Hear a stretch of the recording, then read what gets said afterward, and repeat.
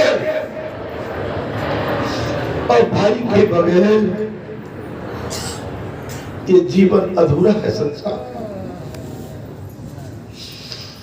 आपको कोई ना कोई सहारा, जब संसार में जाते हैं तो कोई ना कोई सहारा आपको लगता है।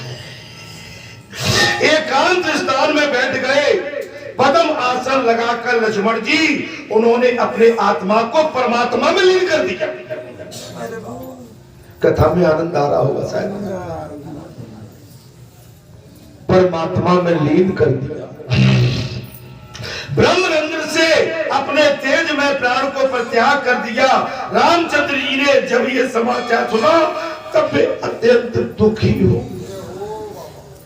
मेरे छोटे अनुज लक्ष्मण ने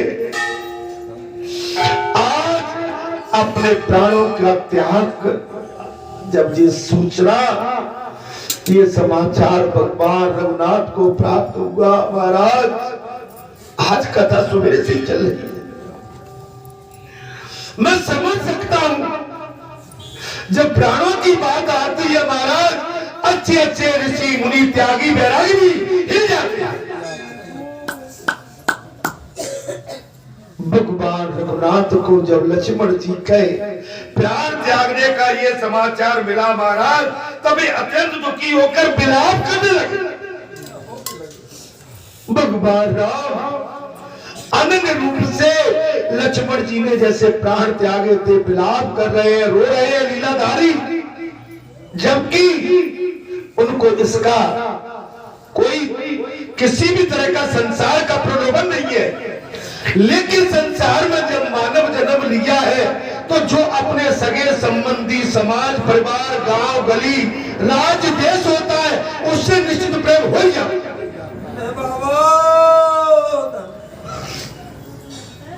भगवान राम विलाप करने लगे। वे मंत्री और स्वजनों को साथ लेकर स्वयं उस स्थान पर पहुंचे। भगवान राम को जब ये समाचार प्राप्त हुआ, भगवान राम अपने मंत्री और समाज सहित, स्वजनों सहित उस स्थान पर पहुंचे और करुणा में हाय बख्श, करुणा में डूबे रो रही है भगवान अपने छोटे भाई लक्ष्मण के लिए। भाई जैसी वस्तु और मां जैसी मूर्ति इस संसार में दूसरी कोई हो। जो भाइयों से दूर जो रहते हैं, भाइयों का त्याग करते हैं, वो भाई भाई नहीं होते। जो मां से दूर रहते हैं, मां की ममता को नहीं पहचानते हैं, वो समर्पित अंश पुत्र नहीं होते।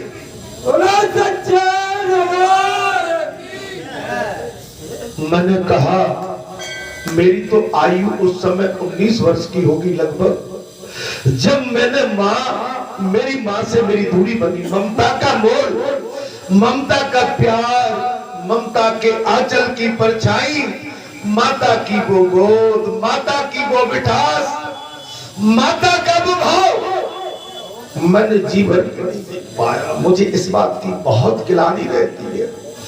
मैं जब हार पच के थका हुआ जहां से जाता हूं, मैं एक ही बात कहता हूं, संपत्तियां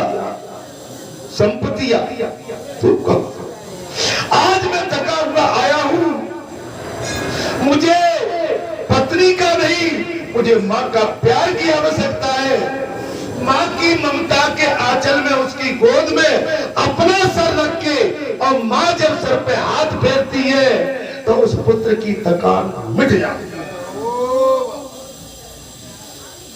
मैं आप इसको अन्यास मत ले जाओ, मैं रोज कहता हूं। क्या बताऊं, मैंने तो कभी मां को जी भर के देखा ही नहीं था। क्या बताऊं, मां ने जन्म जरूर दिया था, लेकिन मां की ममता का मैंने मोल क्या होता है वो देख ही नहीं पाए, देख नहीं पाए। 4-5 तक बच्चे रहे, 5 के बाद शहर में भेज दिए, और शहर में मैं था उसी समय मृत्यु की सूचना मुझे मिल गई। मैं जब तक शहर से जा आ पाता, जब तक तो संसार में फूंक दिया गया। मैं बताओ, मैं आ भी नहीं पाया। अंत में तब भी उस ममता की मूरत को, सकल को जीव देख लेता है। यहां पर देखिए महाराज, करुणा स्वर में हाय वत्स कहकर फूट फूट के राम रोने लगे। फूट फूट के राम, उस समय लक्ष्मण जी का कलेवर अदृश्य हो गया और फूलों की वर्षा के साथ आकाशवाणी हुई, मां भाग राम आप शोक न करें। आकाशवाणी देवताओं की हो गई, हे सर्वश्रेष्ठ राम, हे महाभाग, आप अब शोक न करें। ब्रह्म ज्ञान से संयुक्त लक्ष्मण जी सर्व संन्यास करके परम धाम को पधार गए। लक्ष्मण जी परम धाम को पधार गए। आकाशवाणी की ये बात सुनकर मंत्रियों ने कहा, महाराज ये लक्ष्मण परम सिद्धि को प्राप्त हो गए हैं, जो अपनों के लिए, अपने माता पिता के लिए, अपने वेद शास्त्रों के लिए, अपने राज्य के लिए, अपनी गौ माता ब्राह्मण सेठी के लिए जो प्राण न्यौछावर कर देते हैं, वो ब्रह्म सिद्धि को प्राप्त हो जाते हैं।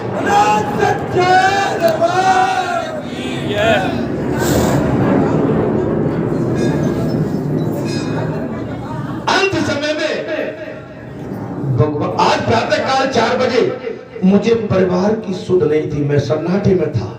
मैं स्नान कर चुका था, बढ़िया से उठा था, उस समय तक कुछ नहीं। मन जैसे ही मैं स्नान ध्यान में मगन हुआ, स्नान ध्यान के मगन में ही मैं कहीं अलग चला गया। मुझे कुछ आने में आज विलंब हुआ। मैं सोचता रहा क्या मैं कहीं निकल पाऊंगा घर से बाहर।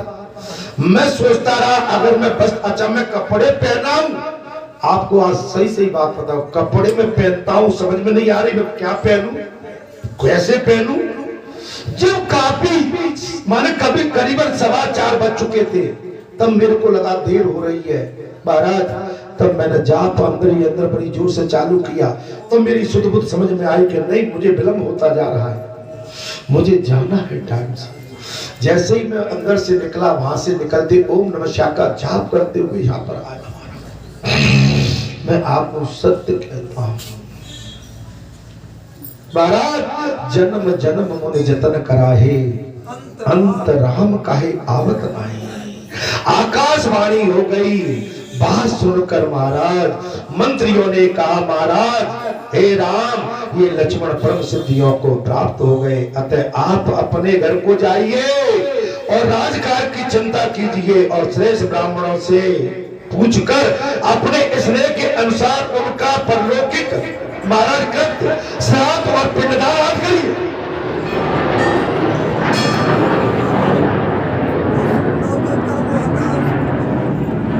लक्ष्मण जी तो परम सिद्ध हो गए, ब्रह्मलीन हो गए। महाराज आप अपने राज्य में जाके अपने छोटे अनुज लक्ष्मण का यथा योग किसी महाराज साधक से पूछ के उनका कर्म और पिंडदान करिए। रामचंद्र जी बोले, मैं लक्ष्मण के बिना अब घर को नहीं जा सकता, लक्ष्मण के बगैर मैं घर कैसे बनाऊं। रामचंद्र जी ने साफ कह दिया, मैं अपने छोटे अनुज लक्ष्मण के बगैर इस घर में कैसे घुसूंगा, इससे तो पहले मेरे प्राण निकल जाते हैं। आप समझ, वो राम लक्ष्मण जो 14 वर्ष तक एक दूसरे की आंखों से ओझल न हो सके, आज विधाता की विधि की विडंबना देखिए कि छोटे भाई अनुज लक्ष्मण ने अपने भाई की प्रतिज्ञा के लिए अपने प्राणों की आहुति दे दी। अपने बड़े भाई के प्राणों की आज्ञा का पालन करने के लिए अपने प्राणों की आहुति दे दी। राम सोचने लगे, मैं लक्ष्मण के बगैर घर कैसे लौटूंगा। यदि आप लोग की रुचि हो तो मेरे प्रिय पुत्र कुशल को राज सिंहासन पर बिठाओ। अब मैं राजा योग नहीं हूं, सिंहासन पर बैठने लायक नहीं हूं, जिसने अपने ही भाई के प्राणों की आहुति। अगर आप सबकी अनुमति हो तो आप एक काम करिए महाराज। क्या बोले? मेरे पुत्र को राज सिंहासन पर बिठाइए। ऐसा कहकर रघुनाथ ने परम धाम पधारने का विचार कर लिया। अब मैं क्या करूंगा? जब मेरा वास्तविक स्वरूप ही चला गया तो अब मेरे पास अपना बस्तर। उसी पल भगवान श्री रघुनाथ ने परम धाम पधारने का निश्चित कर लिया। उस समय उन्हें अपने मित्र विभीषण का स्मरण हुआ। उस समय अपने प्रिय मित्र विभीषण का स्मरण हुआ। अच्छा, एक बात बताता हूं, जब घट से प्राण तड़पते हैं ना, तो जो प्रिय मित्र होते हैं, जो कुछ अपने निजी होते हैं, ध्यान वहां जाता है। मनुष्य जो योगी होते हैं और संसारी जीव तो नाती पोते बहू बेटा इनकी चाहत करता है, लेकिन संत को इनकी चाहत नहीं रहती। संत को सत्पुरुषों की चाहत रहती है, योगी त्यागी वैरागियों की रहती है, धर्मपरायण महापुरुष होते हैं उनकी चाहत करती है कि आपके माध्यम से ये ऐसा धर्म प्रचार हमेशा होता रहे जिसकी कभी पराजय न हो। धर्म की पराजय कभी नहीं होती। धर्म कुछ थोड़ा लड़खड़ाता जरूर है, लेकिन सत्य वेव कहते।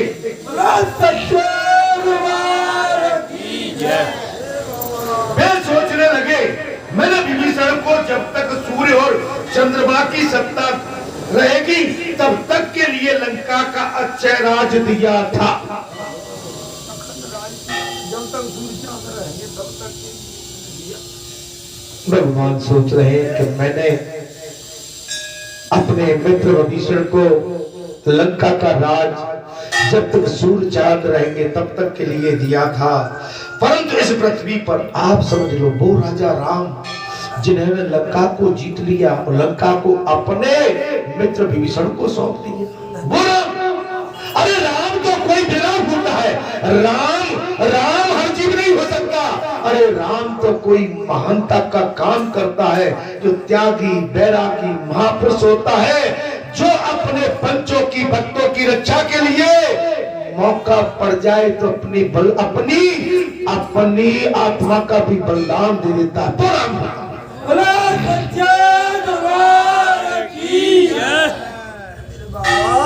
राजा सब नहीं होते, राजा दशरथ होते हैं, राजा यज होते हैं, राजा परीक्षित होते हैं, महाराज ये राजा होते हैं। परंतु इस पृथ्वी पर पुण्य वरदान से पुष्ट हुए अस्त से क्रूर राक्षसों का संयोग हो सकता है। अतः मैं विभीषण के समीप जाकर उसे शिक्षा दूंगा। राम कहने लगे, मेरे जाने के। अच्छा बाबा आज क्या कह रहे थे? सही से बताओ क्या कह रहे हो बाबा? अरे क्या कही थी? क्या कही कि जब तक मैं इस घट में विराजमान हूं तब तक तो सब कुछ है, लेकिन मेरे जाने इस घट को छोड़ने के बाद कहीं ऐसा न हो कि राक्षस फिर पनप जाए। यही बात चल रही है। तो कथा मिल रही है कि नहीं मिल रही? कथा समझ, आप कथा को पकड़ नहीं पाते हो। मेरे इस घट से अंतर ध्यान होने के बाद फिर समझ में आएगा कि नहीं अब वो नहीं है, अब तो मैं वरदान दे रहा हूँ, आशीर्वाद भी दे रहा हूँ।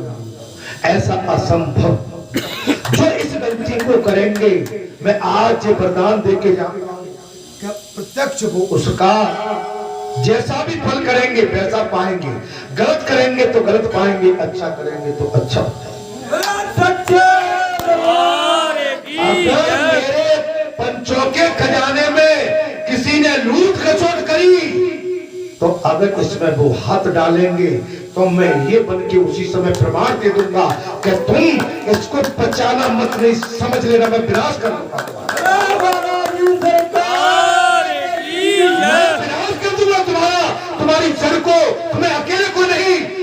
तुम्हारे पूरी कई साख को खत्म कर दूंगा। सच्चे दरबार की जय। मेरे बाबा एक भी यहाँ का आपने कहीं कुभाव डाला, किसी भी चढ़े हुए अन्न, चढ़ा हुआ धन, चढ़ा हुआ किसी का कोई भी आभूषण, या उस पर लूट खसोट मत कर बैठना, नहीं तो इसका तुम्हें परिणाम भोगना ही पड़ेगा। बाबा जी सरकार की जय। संपत्ति कल्याण के लिए, ये देव स्थान सद्मार्ग के लिए, ये देव स्थान जो संकट में पड़े हुए होंगे उनके उद्धार के लिए।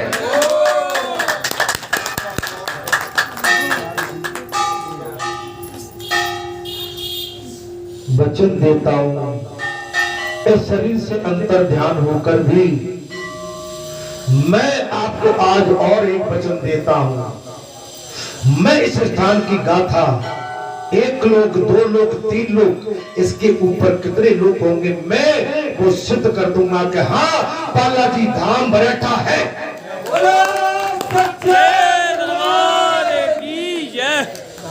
सदगुरु भगवान महाराज, भगवान राम कह रहे हैं मैं विभीषण के समीप जाकर उसे शिक्षा दूंगा, जिससे वे देवताओं से द्वेष न करें।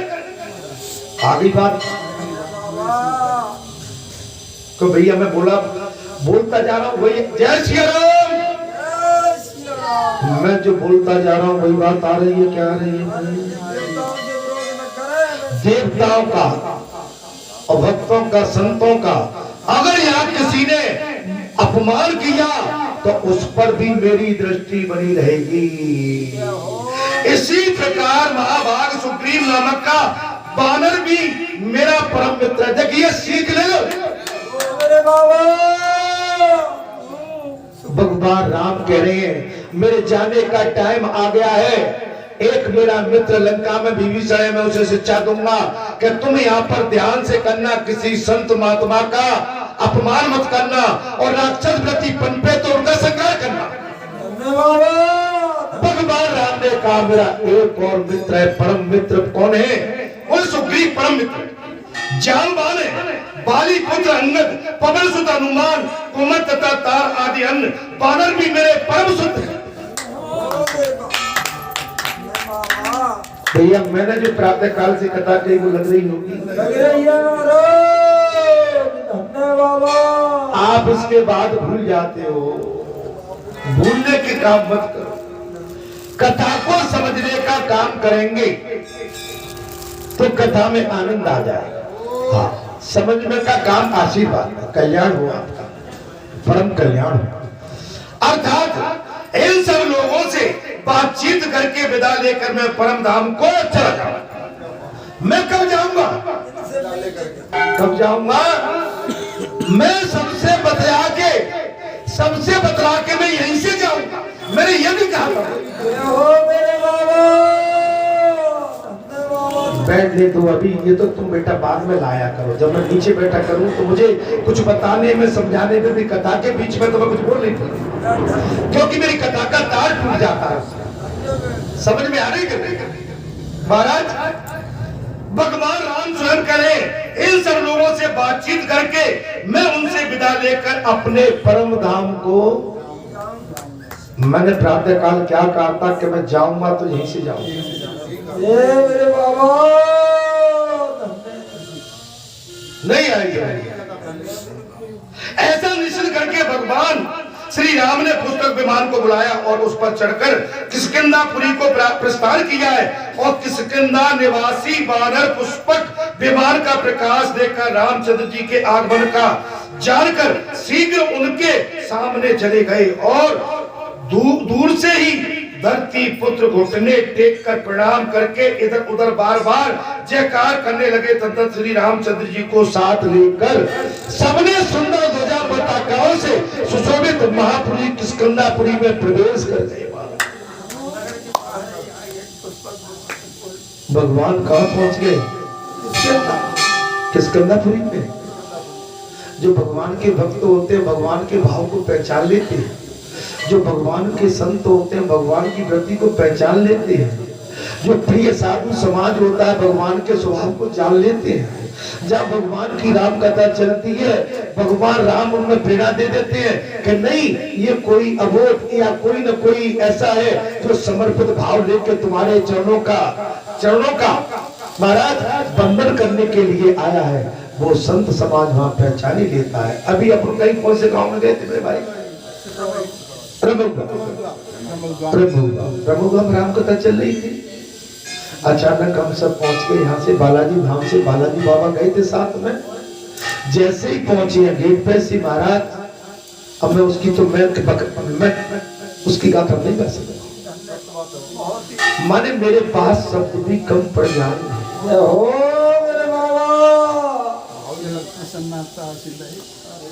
महाराज फूलों की वर्षा, दोनों तरफ मेरी माता बहन बेटी भाई बंधु सगे संबंधी। मुझे पता नहीं मैं इसके लायक भी नहीं था, न मैं इस लायक बनना चाहता हूं, न कभी परमात्मा बनाना, लेकिन उनका भाव उनका प्रेम देखकर माने मेरे तो भाई जैसे शरीर में खून भी नहीं रहा, मैं तो क्षुब्ध हो गया। मैं कहा मैंने कि ये क्या हो, आप समझ सकते हो, आप समझ सकते हो। पूरी सृष्टि ऐसे लग रहा था उस समय कि पूरी सृष्टि झुकी हुई है। आप भगवान के बन के देखो, भगवान आपके बन जाते हैं। आप किसी संत से दूरी बना के उससे घृणा करोगे, उस संत के मन में तुम्हारे प्रति बहुत अच्छा विचार और महाराज जो आशीर्वाद वो देने आया है उससे वंचित हो जाओगे। बुलाते तो हो, लेकिन बुलाने के बाद किसी मेहमान को बुलाया तो उसका ध्यान देना पड़ेगा। तुमने बालाजी को बुलाया था, अब बालाजी को बुलाया तो बालाजी पहुंच रहे, सरकार को बुलाया तो तद्रुपा सरकार ही आ रहे, ईश्वर को के बाबा को बुलाया है तो ईश्वर को के बाबा ही आ रहे हैं। ये मान लेना, तुमने कहा कर ये तो कोई मनुष्य चला रहा है तो ये तुम्हारी भूल हो।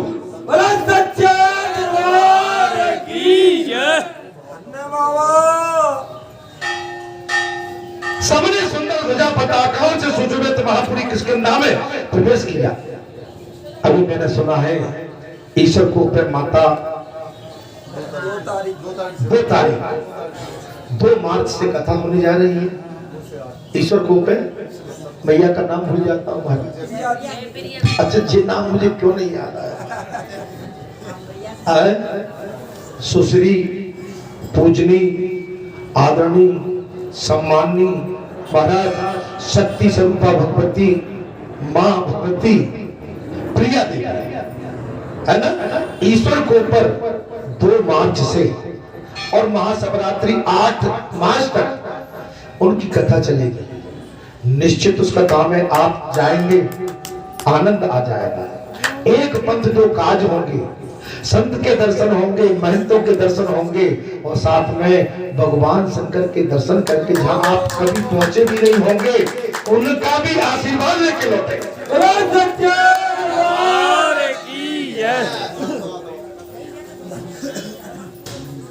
अभी भैया आई थे, लक्ष्मण रुकी थी, मेरी बात हो गई थी फोन पे, कथा उनकी बैठे क्या मुझे समझ में नहीं आता, बैठ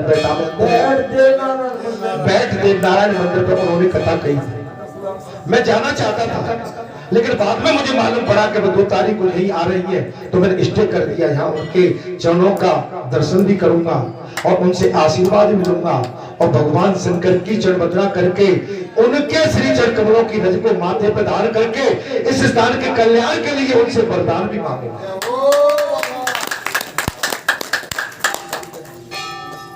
बोला तेरी बम में है भैया।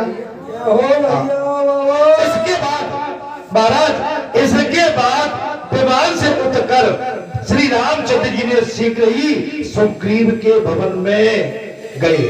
वहां बानर ने अर्घ आदि से श्री रघुनाथ जी का पूजन किया है। बानर ने भगवान रघुनाथ का पूजन किया और उनसे पूछा, रघुनंदन घर परस्पर कुशलता है कि नहीं? हे रघुनंदन, यही मित्र का भला। आपके घर परिवार में कुशलता तो है ना? सदा आपके साथ रहने वाले छोटे भैया लक्ष्मण का है। ओ, सदा आपके साथ रहने वाले आपके छोटे अनुज भैया लक्ष्मण कहाँ है? प्राणों के समान प्रिया सीता देवी का है। ओह, गजब कर दिया। प्राणों के समान प्रिय माता जानकी कहाँ है? आज आप इस पुष्पक विमान पर अकेले कैसे? रघुनाथ, बानरों का ये वचन सुनकर रामचंद्र जी ने जिस प्रकार सीता और लक्ष्मण का परित्याग हुआ था, वो सारा समाचार क्या सुनाया? क्या आपका हृदय नहीं रो रहा? क्या आपका इस समय शरीर विचलित नहीं हो रहा? हमारी तो छाती फटी जा रही है। माँ सीता कहाँ है? भाई लक्ष्मण कहाँ है? भगवान रघुनाथ ने जिस योजन प्रयोजन से माता जानकी का परित्याग किया था और भाई लक्ष्मण का त्याग किया था, सारी व्यथा कथा अपने प्रिय मित्र सुग्रीव को सुना दी।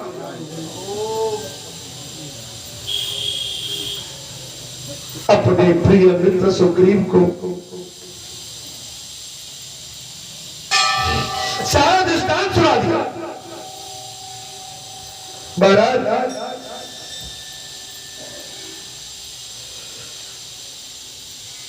और ये सुनकर सुग्रीव आदि सब वानर अत्यंत दुखी होकर मारा फूट फूट के रोए। ये पूरा वृतांत सुनने के बाद भगवान रघुनाथ के अजीज अभिन्न मित्र श्री सुग्रीव जी और सुग्रीव जी के साथ सारा बंदर समूह फूट फूट तो मित्र, वही मित्र है, वही संत है, वही महापुरुष है। अगर अपनों के लिए न रोए तो फिर क्या मतलब है अपना पर रखने का?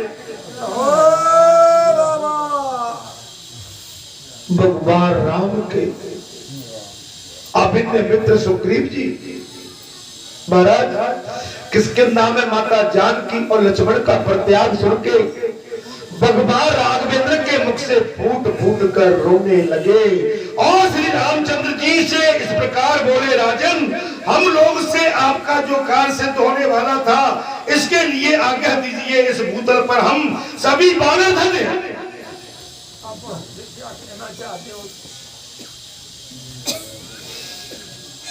आपका हमारे पास जो आगमन हुआ है प्रभु, आपके लिए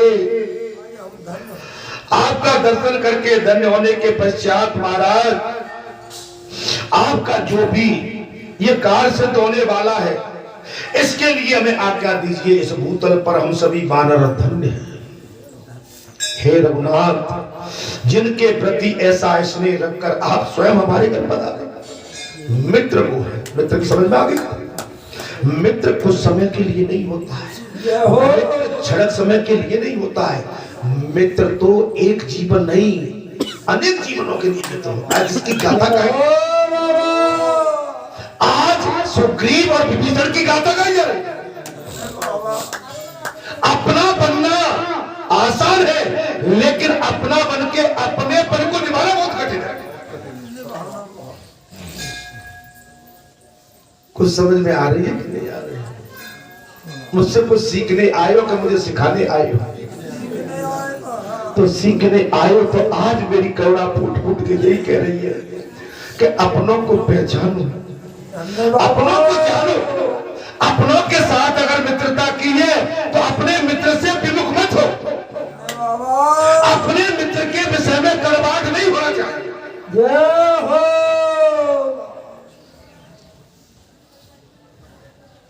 मित्र से प्रीति स्वार्थ बस नहीं, विश्वास निस्वार्थ आत्मिक आत्मा के लगाव से प्रेम करो। महाराज, महाराज तुम धन्य हो जिनके प्रति ऐसा, महाराज सभी वानर धन्य हैं। और जिनके प्रति ऐसा स्नेह रखकर आप स्वयं हमारे घर पधारे। आप स्वयं ब्रह्म हो, आज स्वयं ब्रह्म हो। एक आप ब्रह्म हो के आज संसारी हम बानर हैं। आप हमारे घर पर पधारे हैं महाराज। तब रामचंद्र जी बोले सुग्रीव, तुम्हारे यहाँ एक रात रहकर मैं यहाँ लंका में विभीषण है ना, वहां जाओ।